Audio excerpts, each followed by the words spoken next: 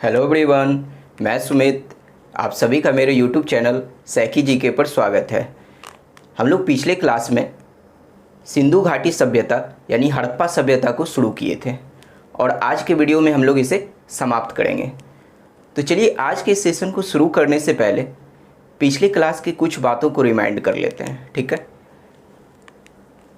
कि आखिर हड़प्पा सभ्यता का जो नाम जो है सिंधु घाटी सभ्यता क्यों पड़ा और हड़प्पा सभ्यता के बारे में जो है यानी हड़प्पा सभ्यता का जानकारी का जो प्रमुख स्रोत जो रहा था वो क्या रहा था। तो वो स्रोत जो था वो पुरातात्विक खुदाई के द्वारा जो है हड़प्पा सभ्यता के बारे में पता चला था।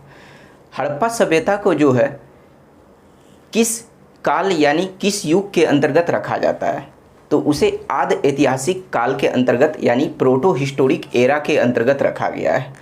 क्योंकि हड़प्पा सभ्यता का जो लिखित साक्ष्य तो मिला है लेकिन इसे पढ़ा नहीं गया है। तो जहाँ लिखित साक्ष्य मिला है और उसे पढ़ा नहीं गया है अब तक, तो वैसे सभ्यता को आदि ऐतिहासिक काल के अंतर्गत रखा जाता है, ठीक है। अब नेक्स्ट है कि हड़प्पा सभ्यता को जो है सबसे प्राचीन सभ्यता यानी भारत की सबसे प्राचीन सभ्यता जो कहा गया या माना गया है, क्यों माना गया है।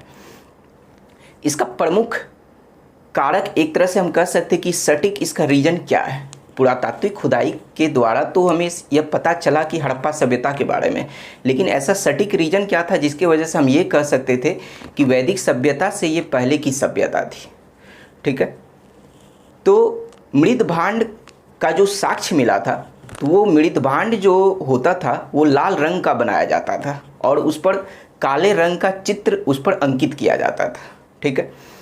तो इस वजह से इसी साक्ष्य के वजह से जो है हड़प्पा सभ्यता को वैदिक सभ्यता के पहले का सभ्यता माना गया है। क्योंकि वैदिक सभ्यता के अंतर्गत जो है चित्रित या फिर चित्रित घूसड़ मृद भांड हुआ करता था, ठीक है। अब पॉइंट है कि हड़प्पा सभ्यता को जो है सिंधु घाटी सभ्यता क्यों कहा जाता है। तो हड़प्पा सभ्यता का जो है प्रारंभिक विस्तार जो उस सिंधु नदी घाटी क्षेत्र में हुआ था, इस वजह से हड़प्पा सभ्यता को सिंधु घाटी सभ्यता भी कहा जाता है। अब हड़प्पा सभ्यता का ये जो काल निर्धारण किया गया 2300 ईसा पूर्व से 1750 ईसा पूर्व के बीच का काल, तो ये रेडियो कार्बन डेटिंग के द्वारा जो है या रेडियो कार्बन तिथि या फिर कार्बन 14 भी बोलते हैं, तो इसके द्वारा जो है इसके काल को निर्धारण किया गया है, ठीक है। अब है कि हड़प्पा सभ्यता को जो है नगरीय सभ्यता या फिर शहरी सभ्यता जो है माना गया या उसे कहा गया है। तो ऐसा क्यों जो है, तो हड़प्पा सभ्यता के अंतर्गत जो है नगर निगम या नगर पालिका जैसे जो है प्रशासनिक इकाई का जो यहाँ से साक्ष्य मिला है, जिसकी वजह से कह सकते हैं कि हड़प्पा सभ्यता जो है एक नगरीय सभ्यता थी यानी विश्व की प्रथम नगरीय सभ्यता थी, ठीक है। अब हड़प्पा सभ्यता के हम लोग जो है विस्तार की बात कर लेते हैं, इसके क्षेत्रफल की बात कर लेते हैं। तो हड़प्पा सभ्यता का जो क्षेत्रफल जो है वो 12 लाख लगभग 12,99,600 वर्ग किलोमीटर में फैला हुआ है। क्योंकि एनसीईआरटी में यही आंकड़ा दिया गया है, तो 12,99,600 वर्ग किलोमीटर में फैला हुआ है। तो हड़प्पा सभ्यता के जैसे कि हम लोग छोर की बात कर लेते हैं, तो हड़प्पा सभ्यता का जो है सबसे उत्तरी पॉइंट जो है वो जम्मू कश्मीर के मांदा में पड़ता है। हड़प्पा सभ्यता का सबसे दक्षिणी पॉइंट जो है वो महाराष्ट्र राज्य के दामाबाद में पड़ता है। हड़प्पा सभ्यता का सबसे पूर्वी पॉइंट यूपी के मेरठ जिले के आलमगीरपुर में पड़ता है और हड़प्पा सभ्यता का जो है सबसे पश्चिमी पॉइंट जो है वो पाकिस्तान के बलूचिस्तान के सुतका गेंडोर में पड़ता है। तो अब अगर इस चीज़ को मिलाया जाए तो आप ये देखिएगा पॉइंट को कि ये पॉइंट ये और इस तरह से जो ये जो मिला जो है, तो ये जो पूरा क्षेत्रफल जो है यही हड़प्पा सभ्यता इसी क्षेत्रफल में फैला हुआ है और ये क्षेत्रफल है 12,99,600 वर्ग किलोमीटर जो है। तो अब यहाँ से एक क्वेश्चन बनता है कि हड़प्पा सभ्यता का जो है आकार क्या है। तो आप देख सकते हैं कि जब इस तरह से पॉइंट को मिलाया गया तो हड़प्पा सभ्यता का आकार जो है त्रिभुजाकार जैसा लगता है। तो इस वजह से हड़प्पा सभ्यता का आकार को जो है त्रिभुजाकार माना गया है, ठीक है। तो ये क्वेश्चन पूछा भी गया है और क्यों त्रिभुजाकार माना गया है तो आप ये देख सकते हैं इस डायग्राम से। अब सवाल ये उठता है कि हड़प्पा सभ्यता का विस्तार जो है किन किन देशों में हुआ है, ठीक है, किन किन देशों में इसकी स्थिति है। तो हड़प्पा सभ्यता का जो विस्तार जो है, तो जब यहाँ पे जम्मू कश्मीर के पास जो है यहाँ पे अफ़गानिस्तान पड़ता है, फिर ये पाकिस्तान, तो ये हो ही गया जो पाकिस्तान, और ये भारत जो है। तो हड़प्पा सभ्यता का विस्तार जो है 3 देशों में है, अफ़गानिस्तान, पाकिस्तान और भारत में जो है। अब भारत के संदर्भ में इसकी स्थिति पूछा जाता है, या फिर एशिया के संदर्भ में जो है इसकी स्थिति पूछा जाता है हड़प्पा सभ्यता के बारे में जो है, ठीक है। तो भारत के संदर्भ में अगर इसकी स्थिति पूछा जाए तो ये भारत के जो है उत्तर पश्चिमी कहने का मतलब ये हुआ कि अगर ये है उत्तर और ये है पश्चिम, तो यानी इस पॉइंट पे जो है इधर जो है हड़प्पा सभ्यता का विस्तार ज़्यादा हुआ है। तो भारत के संदर्भ में जो है ये भारत के उत्तर पश्चिम एरिया में जो है पड़ता है, और एशिया के संदर्भ में भी देखा जाए तो दक्षिण एशिया के भी जो है उत्तर पश्चिम क्षेत्र में ही हड़प्पा सभ्यता का विस्तार हुआ है, ठीक है। अब अगर हम लोग स्वतंत्रता से पहले की अगर बात कर लें तो स्वतंत्रता से पहले जो है मात्र 40 से 50 स्थलों की जो है खुदाई की गई थी, लेकिन स्वतंत्रता के बाद जो है सबसे ज़्यादा जो है अब तक लगभग जो है 2000 स्थलों की खुदाई हो चुकी है, ठीक है।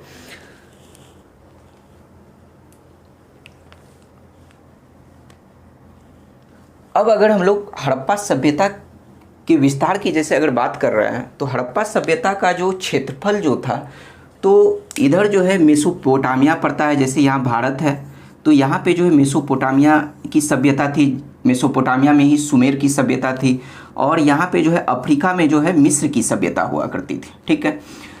तो हड़प्पा की सभ्यता इतनी बड़ी थी कि अगर ये दोनों सभ्यता को मिला भी दिया जाए तो इससे 12 गुना ज़्यादा बड़ा हड़प्पा सभ्यता था, ठीक है। तो चलिए हम लोग पिछले क्लास के कुछ बातों को जो है रिमाइंड कर लिए, अब हम लोग जो है चलते हैं आज के क्लास पे।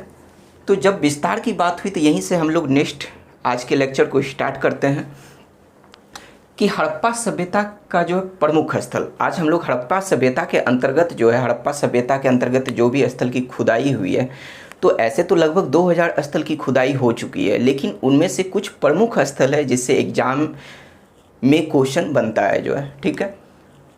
तो जब हड़प्पा सभ्यता के अंतर्गत जो है जब प्रारंभ में स्थलों की खुदाई की गई थी, तो उस समय जो है 6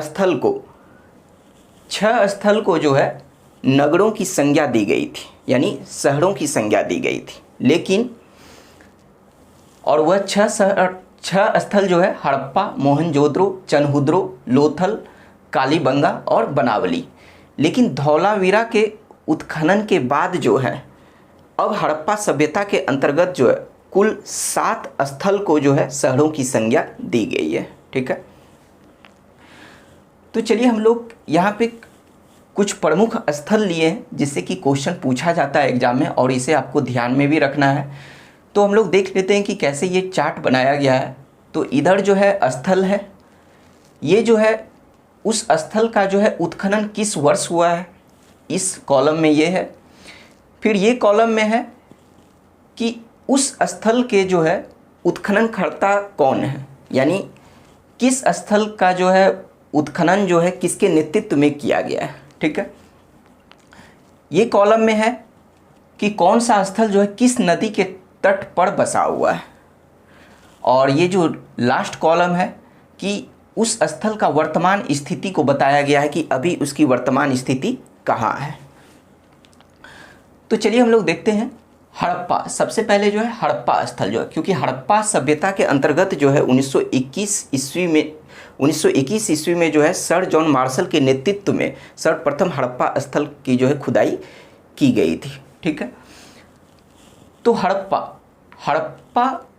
का जो है उत्खनन करवाया जो गया था वो 1921 ईस्वी में करवाया गया था, और दयाराम साहनी के नेतृत्व में किया गया था, ठीक है। और हड़प्पा जो है रावी नदी के तट पर स्थित है, और इसकी वर्तमान स्थिति जो है वो पाकिस्तान के पंजाब प्रांत के मांट गोमड़ी में जो है इसकी वर्तमान स्थिति है, ठीक है। तो हम लोग इसके साथ साथ जो है इसके साक्ष्य को भी देखते चलते हैं कि किस स्थल से किन किन चीज़ों का साक्ष्य हमें मिला है। तो ये साक्ष्य भी बहुत इम्पॉर्टेंट है, आपको साक्ष्य भी ध्यान में रखना है जो है।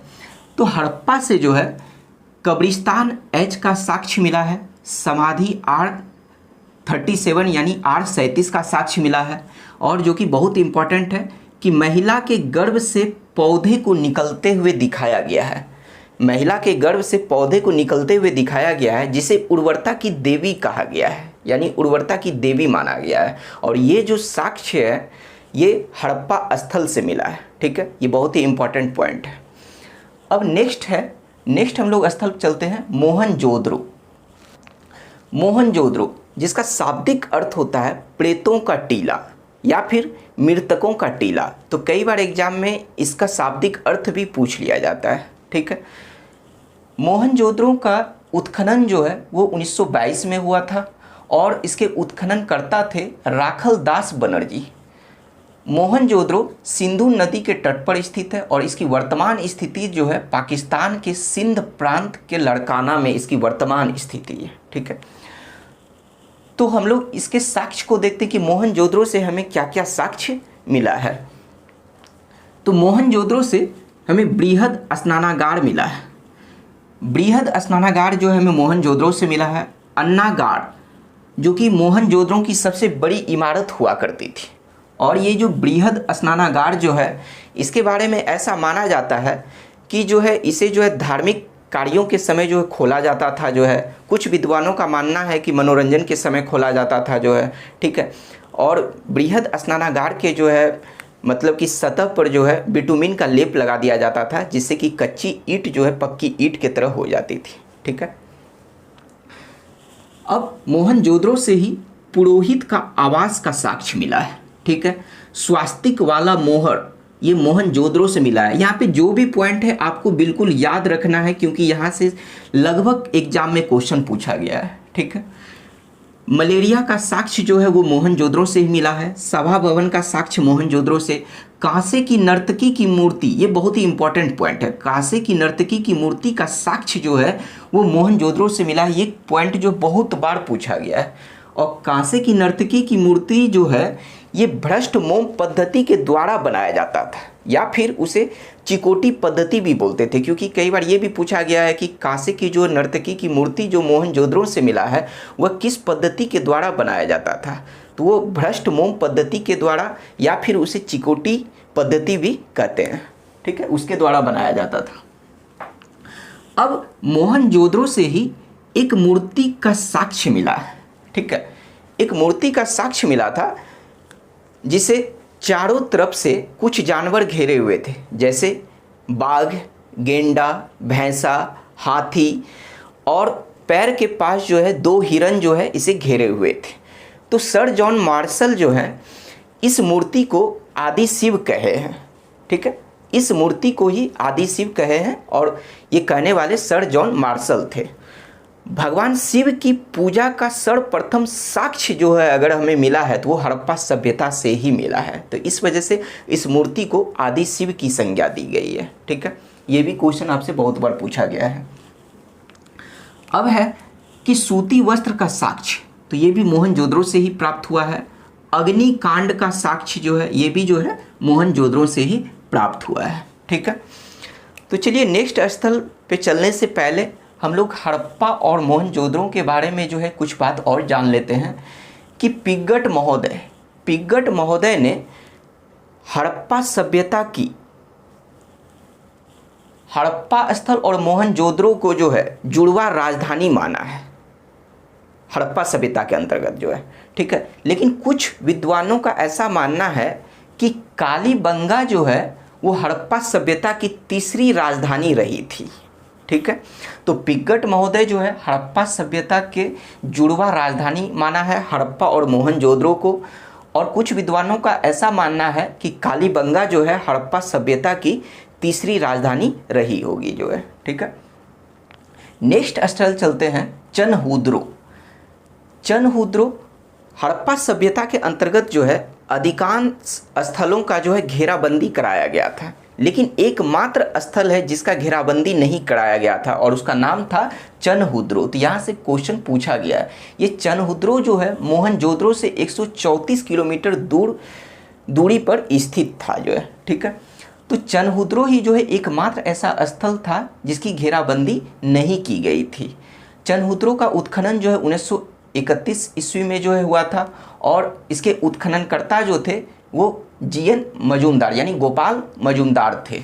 चनहुद्रो की स्थिति एक तरह से सिंधु नदी के तट पर यह स्थित है और इसकी वर्तमान स्थिति की अगर बात करें तो पाकिस्तान के जो है सिंध प्रांत में इसकी वर्तमान स्थिति है।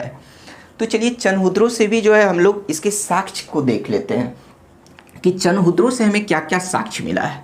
तो चनहुद्रो से जो है कुत्ते द्वारा बिल्ली का पीछा करते हुए जो है एक चित्र जो है मिला है वो चनहुद्रो से मिला है। ठीक है, लिपस्टिक का साक्ष्य, झूकर और झांगर संस्कृति का साक्ष्य जो है वो हमें चनहुद्रो से मिला है।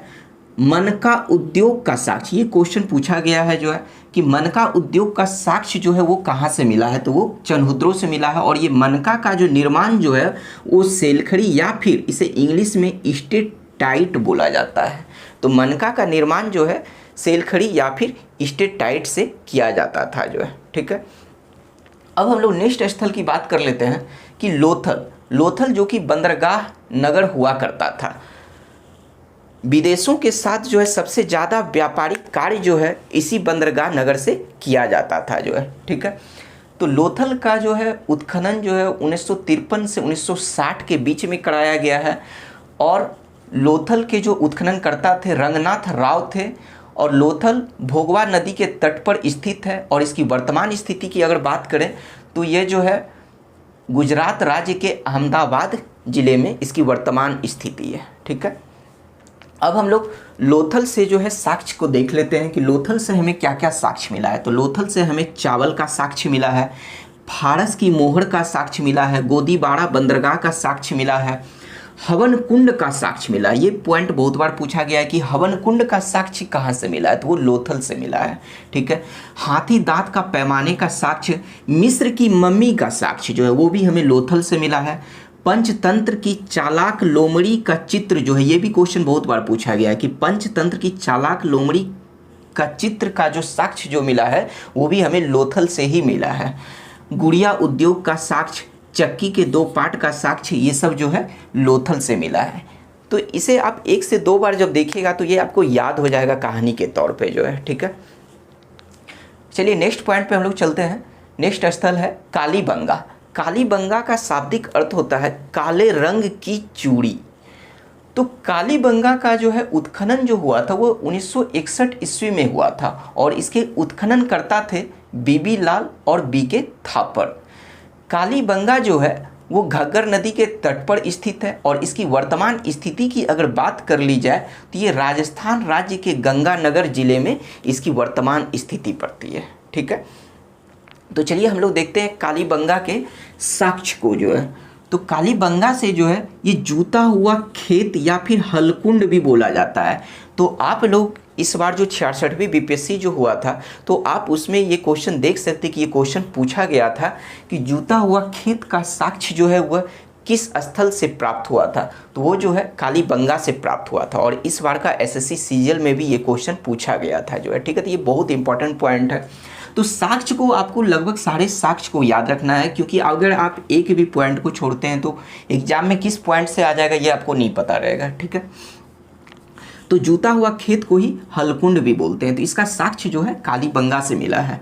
अलंकृत ईंट का साक्ष्य, उत्तम कोटि के जल प्रबंधन का साक्ष्य जो है वो भी हमें कालीबंगा से मिला है। यानी सर्वप्रथम उत्तम कोटि के जल प्रबंधन का साक्ष्य जो उत्तम कोटि के जल प्रबंधन का साक्ष्य करने का मतलब ये हुआ कि हड़प्पा सभ्यता के अंतर्गत जो है मतलब अच्छे तरीके से पानी का जो है एक तरह से आगमन होना और गंदे पानी का जो निकास होना, ये जो है अच्छे तरीके से उस समय व्यवस्था किया गया था। ठीक है, अब नेक्स्ट स्थल चलते हैं बनावली।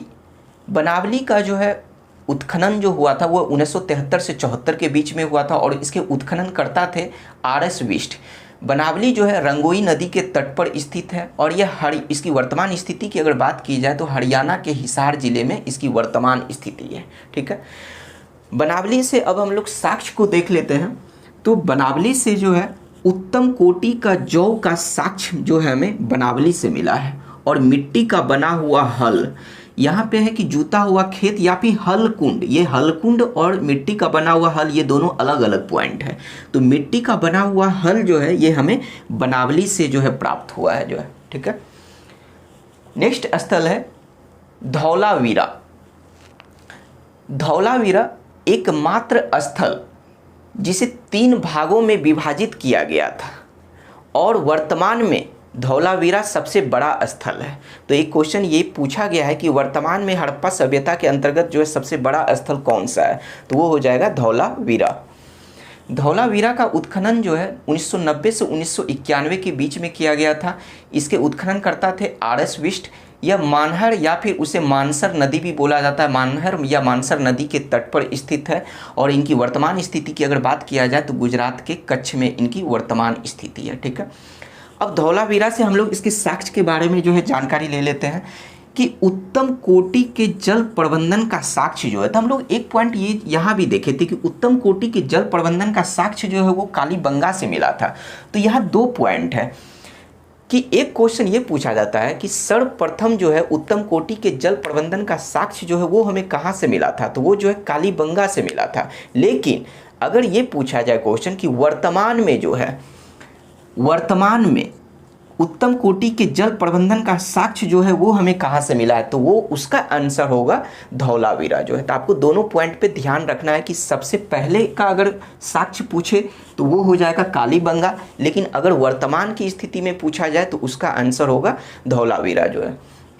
अब नेक्स्ट साक्ष्य जो यहाँ से मिला है, खेल का मैदान, शतरंज बोर्ड, हड़प्पा लिपि के 10 बड़े अक्षर का साक्ष्य जो है वो धौलावीरा से हमें मिला है। नेक्स्ट स्थल है रंगपुर। रंगपुर का जो उत्खनन वर्ष है वो 1953 से 1954 के बीच में किया गया है और इसके उत्खननकर्ता जो है रंगनाथ राव हैं और यह जो है मादर नदी के तट पर स्थित है और इनकी वर्तमान स्थिति जो है वह गुजरात राज्य में है, ठीक है।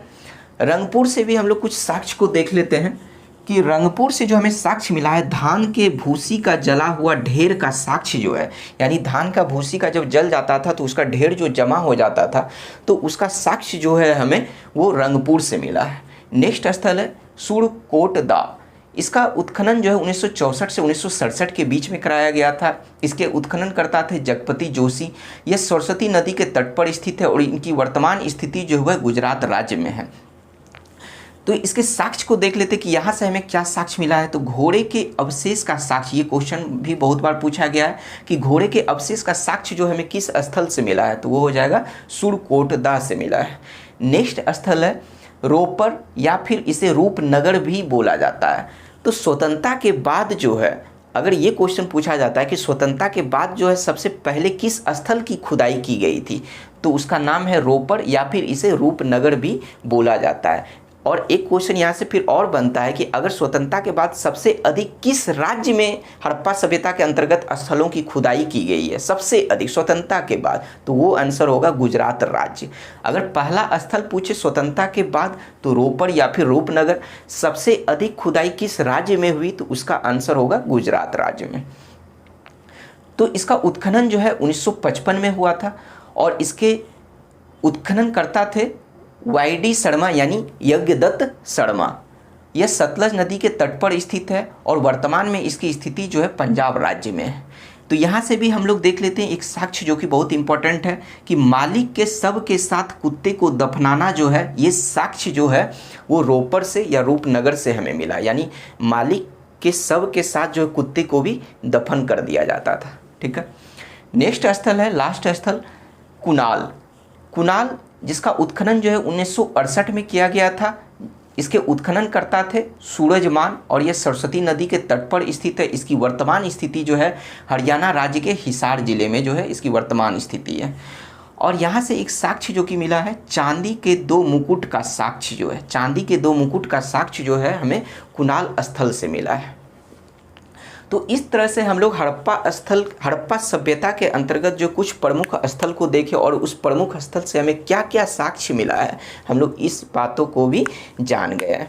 तो आइए अब हम लोग हड़प्पा सभ्यता की कुछ और महत्वपूर्ण बातों को देखते हैं कि जैसे कि यहाँ पे हड़प्पा सभ्यता के अंतर्गत जो है यहाँ के लोगों का सामाजिक जीवन कैसा था, यहाँ का आर्थिक जीवन कैसा रहा होगा, धार्मिक जीवन कैसा था, राजनीतिक जीवन कैसा था, हड़प्पा सभ्यता का जिस तरह से जो है एक तरह से उत्पत्ति हुई तो इसका पतन होने का क्या क्या कारण था। तो आइए हम लोग लास्ट में जो है कुछ इन सारी पॉइंट को देखते हैं। तो चलिए हम लोग हड़प्पा सभ्यता के जो है सामाजिक जीवन पे जो है फोकस करते हैं कि सामाजिक जीवन यहाँ का कैसा था जो है। तो हड़प्पा सभ्यता के सामाजिक जीवन की अगर बात किया जाए तो इसके अंदर कुछ पॉइंट को लिया गया है कि जैसे वर्ण व्यवस्था, खान पान यहाँ का कैसा था, वेशभूषा ये लोग क्या पहनते थे, इन लोगों का मनोरंजन का साधन क्या था, यहाँ दाह संस्कार की मतलब कि क्या स्थिति थी, कैसी पद्धति थी जो है। ठीक है, तो हम लोग सामाजिक जीवन के अंतर्गत इस पॉइंट को रख के देखते हैं। तो सबसे पहले देखते हैं कि वर्ण व्यवस्था। तो हड़प्पा सभ्यता के अंतर्गत जो है पूर्ण रूप से वर्ण व्यवस्था लागू नहीं हुआ था।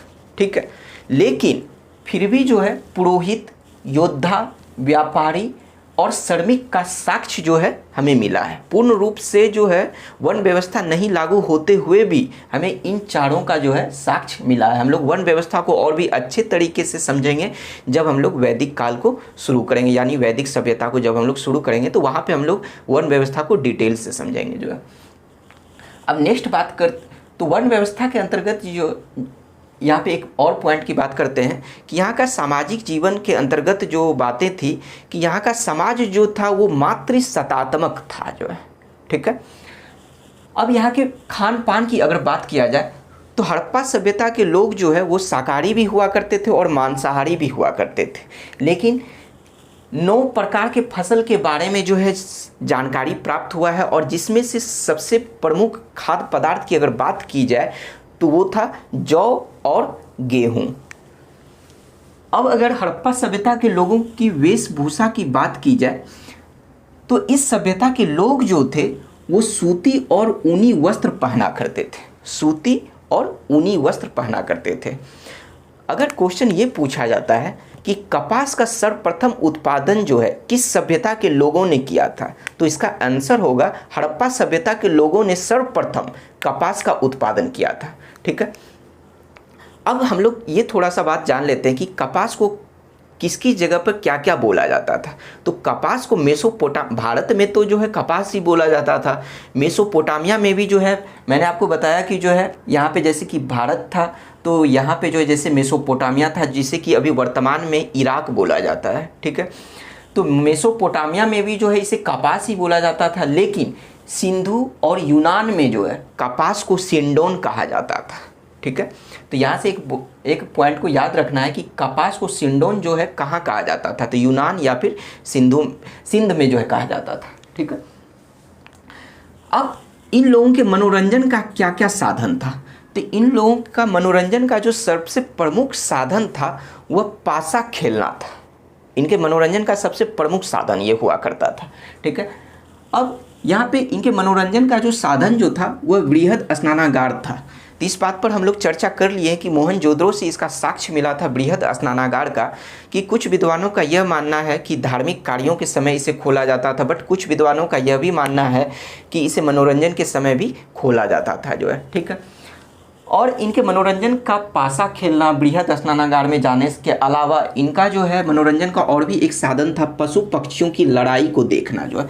पशु पक्षियों का जो लड़ाई जो करवाया जाता था ये भी इनके मतलब कि मनोरंजन का महत्वपूर्ण साधन हुआ करता था। ठीक है, अब हम लोग ये देख लेते हैं सामाजिक जीवन के अंतर्गत कि यहाँ मरने के बाद जो यहाँ का दाह संस्कार की स्थिति क्या हुआ करती थी। तो यहाँ का दाह संस्कार के अंतर्गत जो है 3 बातें आती है। एक तो क्या होता था कि मृत शरीर को जो है जमीन के अंदर जो है दफन कर दिया जाता था। सेकंड पॉइंट इसके अंदर ये है कि मृत शरीर को खुले जगह पर छोड़ दिया जाता था और पशु पक्षी को उसे खा जाने के बाद जो उसके अवशेष जो बचते थे, मृत शरीर के जो अवशेष बचते थे, उसे जमीन के अंदर दफन कर दिया जाता था। थर्ड पॉइंट दाह संस्कार के अंतर्गत ये था कि मृत शरीर को जो है जलाने के बाद जो है जो राख वगैरह बचता था उसे मिट्टी के बर्तन में रख कर उसे ज़मीन के अंदर दफन कर दिया जाता था। तो हड़प्पा सभ्यता के अंतर्गत जो है दाह संस्कार जो है 3 तरीके से किया जाता था, मतलब इस तीनों में से जिस तरीके से करना होता था वो करते थे जो है। सामाजिक जीवन को हम लोग देख लिए। अब हम लोग हड़प्पा सभ्यता के लोगों का आर्थिक जीवन को देखते हैं कि यहाँ का आर्थिक जीवन कैसा था, क्योंकि यह एक नगरीय सभ्यता थी। तो ऑब्वियसली सी बात है कि यहाँ का आर्थिक जीवन जो है समृद्ध रहा होगा। तो यहाँ का आर्थिक जीवन जो है बिल्कुल समृद्ध था, एक तरह से कह सकते हैं कि धनी था, ठीक है। तो आर्थिक जीवन के अंतर्गत जो है एक क्वेश्चन बनता है और ये बहुत बार पूछा भी गया है कि हड़प्पा सभ्यता के लोगों का मुख्य पेशा क्या हुआ करता था। तो मुख्य पेशा जो है वो कृषि था। कृषि के साथ साथ यहाँ के लोग जो है पशुपालन का कार्य भी किया करते थे, यानी पशु को पालने का भी कार्य किया करते थे। अब जैसे ही बात पशुपालन से आई तो यहाँ से 2 क्वेश्चन बहुत ही इम्पोर्टेंट बन जाता है। एक तो क्वेश्चन तो यही इम्पोर्टेंट था कि हड़प्पा सभ्यता के लोगों का मुख्य पेशा क्या था, तो वो था कृषि। लेकिन पशुपालन के अंतर्गत जो है, यानी कृषि के साथ साथ ये लोग जो पशुपालन का कार्य भी जो किया करते थे, तो पशुपालन के अंतर्गत 2 क्वेश्चन बनता है। एक क्वेश्चन है कि हड़प्पा सभ्यता के अंतर्गत जो है सबसे अधिक किस जानवर का प्रमाण मिला है, सबसे अधिक। तो सबसे अधिक जो प्रमाण मिला है वह एक श्रृंगी बैल, एक श्रृंगी बैल जिसे वृषभ भी कहा गया है। एक श्रृंगी कहने का मतलब ये होता है कि एक सींग वाला, एक सींग वाला जो है, तो एक सींग वाला जो है बैल जो है जिसे वृषभ भी कहा गया, तो इसका प्रमाण जो है सबसे अधिक मिला है। लेकिन अब एक क्वेश्चन और भी है पशुपालन के अंतर्गत ही कि हड़प्पा सभ्यता के अंतर्गत जो है सबसे लोकप्रिय जानवर कौन सा था। सबसे लोकप्रिय जानवर तो वो था कुबर वाला बैल, यानी यहाँ पे जो है कुबर मतलब निकला हुआ होता था, यानी कुबर वाला बैल जो है। तो देखिए यहाँ पे आपको कंफ्यूज नहीं होना, ये दोनों पॉइंट जो कि बहुत बार पूछा गया एग्जाम में, आप क्वेश्चन में देख सकते हैं किसी भी बुक से कि, तो यहाँ पे आपको कंसेप्ट क्लियर रखना कि अगर आपसे ये पूछता है कि हड़प्पा सभ्यता के अंतर्गत जो है सबसे अधिक प्रमाण किस जानवर का मिला है, तो वो एक श्रृंगी वाला बैल या तो ऑप्शन में लिख देगा या फिर वृषभ लिख देगा, ठीक है। तो उसका सबसे अधिक प्रमाण मिला। लेकिन अगर क्वेश्चन ये पूछता है कि हड़प्पा सभ्यता के अंतर्गत सबसे लोकप्रिय जानवर कौन सा था, तो कुबर वाला बैल था। अब एक क्वेश्चन और पूछा जाता है पशुपालन से कि हड़प्पा सभ्यता के अंतर्गत जो किस जानवर का साक्ष्य नहीं मिला है, तो वह गाय का साक्ष्य नहीं मिला है। तो गाय का साक्ष्य यानी गाय की मूर्ति का भी प्रमाण यहाँ से यानी साक्ष्य नहीं मिला, और गाय की मूर्ति को ही मृण मूर्ति या फिर टेराकोटा भी कहा जाता है। तो कई बार क्वेश्चन में गाय की मूर्ति ना लिख के मृण मूर्ति या फिर टेराकोटा लिख दिया जाता है और पूछा जाता है कि मृण मूर्ति या फिर टेराकोटा का साक्ष्य जो है किस सभ्यता से नहीं मिला है, तो उसका आंसर होगा हड़प्पा सभ्यता। अब हम लोग हड़प्पा सभ्यता के अंतर्गत वाणिज्य व्यापार को देख लेते हैं कि यहाँ पे जो है जैसे कि हम लोग सामाजिक जीवन को देखें, आर्थिक जीवन को देखें। अब हम लोग देखते हैं कि यहाँ के लोग जो है व्यापार क्या क्या चीज़ का किया करते थे जो है। तो हम लोग व्यापार की अगर बात करें, वाणिज्य व्यापार की अगर बात करें, तो आर्थिक जीवन जो इनका क्या हुआ करता था, आधार हुआ करता था। ईरान, मेसोपोटामिया, सुमेर, मेसोपोटामिया के अंदर जो है मतलब एक सुमेर सभ्यता हुआ करती थी। तो मेसोपोटामिया, सुमेर, मिस्र, अफगानिस्तान, मध्य एशिया से हड़प्पा सभ्यता के लोगों का व्यापारिक संबंध हुआ करता था, यानी इन सारे जगहों से हड़प्पा सभ्यता के लोगों का व्यापारिक संबंध हुआ करता था जो है। तो हम लोग देखते हैं कि हड़प्पा सभ्यता के अंतर्गत जो कुछ महत्वपूर्ण चीज़ों का जो कि आयात किया जाता था, तो हम लोग कुछ महत्वपूर्ण चीज़ों को देख लेते हैं। जैसे सोना का आयात, मतलब किन किन चीज़ों का आयात कहाँ कहाँ से किया जाता था। तो सोना का आयात जो है ईरान से किया जाता था और कर्नाटक के कोलार से किया जाता था। लाजवर्द मनी का आयात कहाँ से किया जाता था, तो वो अफगानिस्तान के बदख्शां से किया जाता था। चांदी का आयात कहाँ से किया जाता था, तो ईरान से, अफगानिस्तान से, मैसूर से भी किया जाता था, यानी ये तीनों जगह से चांदी का आयात किया जाता था। अब नेक्स्ट है फिरोजा। फिरोजा का आयात कहाँ से किया जाता था, तो वो मध्य एशिया से किया जाता था। फिर है टीन का आयात। तो टीन का आयात जो है हजारीबाग से किया जाता था। तो हम लोग व्यापार को भी देख लिए और इन लोगों का व्यापारिक संबंध जो है किन किन देशों से था, फिर ये लोग क्या क्या चीज़ का जो है आयात करते थे, और आयात करते थे तो कहाँ से करते थे, तो हम लोग वाणिज्य व्यापार के अंतर्गत इन सब बातों को जाने। अब नेक्स्ट है कि हड़प्पा सभ्यता के अंतर्गत जो है यहाँ के लोगों का धार्मिक जीवन कैसा था, यानी ये लोग किन किन चीज़ों का पूजा करते थे, क्या यहाँ से हमें मंदिर का साक्ष्य मिला है या नहीं मिला है। तो आइए हम लोग इन बातों को देखते हैं। तो धार्मिक जीवन की अगर बात करें तो ये लोग जो है हड़प्पा सभ्यता के लोग जो थे वह नदी का पूजा, वन का पूजा, नाग, सूर्य, पीपल, तुलसी, अन्य देवी देवताओं की पूजा किया करते, यानी एक तरह से कह सकते हैं ये लोग प्राकृतिक पूजा ज़्यादा किया करते थे। ठीक है, पुरोहित का भी जो है साक्ष्य मिला है। धार्मिक जीवन के अंतर्गत ये देखा जाए कि पुरोहित का साक्ष्य मिला है, तो कई लोगों का मानना ये हो जाएगा कि पुरोहित का जब साक्ष्य मिला है तो फिर तो मंदिर का भी प्रमाण मिला होगा, लेकिन ऐसी बात नहीं थी। पुरोहित का साक्ष्य मिला है लेकिन मंदिर का साक्ष्य जो है हड़प्पा सभ्यता से नहीं मिला है। तो एक बहुत ही इंपॉर्टेंट क्वेश्चन बना कि जो कि बहुत बार पूछा भी गया है कि हड़प्पा सभ्यता से, इनमें से हड़प्पा सभ्यता से किसका साक्ष्य नहीं मिला है, तो मंदिर का साक्ष्य नहीं मिला है। अब जो है इस बात को हम लोग चर्चा कर चुके हैं कि धार्मिक जीवन के अंतर्गत जो है मोहनजोदड़ो से एक मूर्ति मिला था जिसे सर जॉन मार्शल ने आदि शिव कहा है। इस मूर्ति को चारों तरफ से बाघ, गेंडा, भैंसा, हाथी और दो पैर के पास जो दो हिरन जो है चारों तरफ से घेरा हुआ था। तो सर जॉन मार्शल ने इन्हें आदि शिव की संज्ञा दिया था जो है।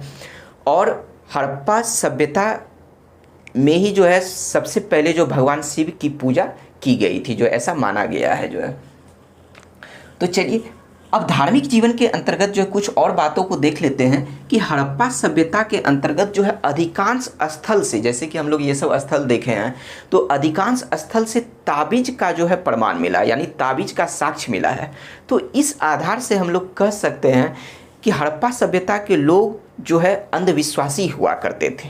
जादू टोना, जंतर मंतर, मतलब ये सब पे ये लोग विश्वास करते थे, जो भूत प्रेत ये सब पे विश्वास करते थे, यानी ये लोग जो है कुछ अंधविश्वासी टाइप के हुआ करते थे। तभी तो जो है लगभग अधिकांश जगह से, अधिकांश स्थल से जो है ताबीज का साक्ष्य मिला है। तो हम लोग धार्मिक जीवन को भी समझ गए। अब हम लोग देखते हैं हड़प्पा सभ्यता के लोगों का राजनीतिक जीवन जो है कैसा रहा होगा।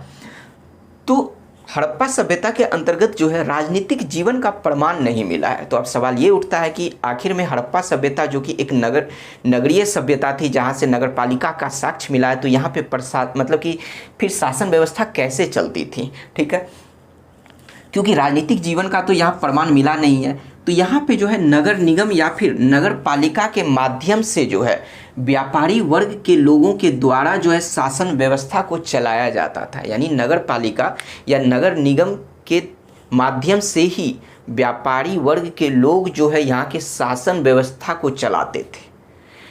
तो राजनीतिक जीवन का प्रमाण नहीं मिला है, लेकिन यहाँ का शासन व्यवस्था कैसे चलता था इन बातों को हम लोग जान गए।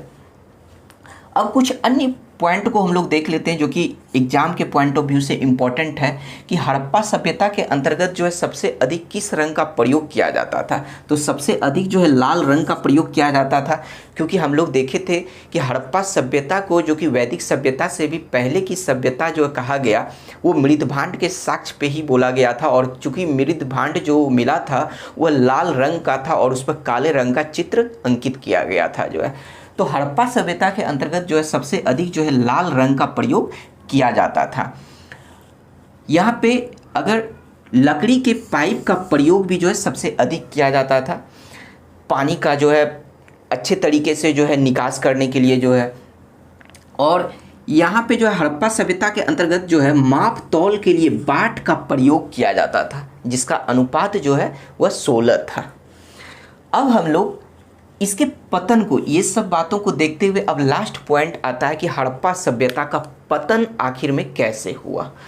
तो हम लोग इसके पतन के बारे में अगर चर्चा करें तो जिस तरह से हम लोग देखे थे कि हड़प्पा सभ्यता का जो है उत्पत्ति जो है अचानक जिस तरह से नहीं हुआ था, उसी तरह से इसका पतन भी जो है अचानक नहीं हुआ था। यानी एक तरह से जिस तरह से इसकी उत्पत्ति जो है क्रमिक रूप से यानी क्रम से हुई थी, उसी तरह से इसका पतन भी जो है क्रम से हुआ था।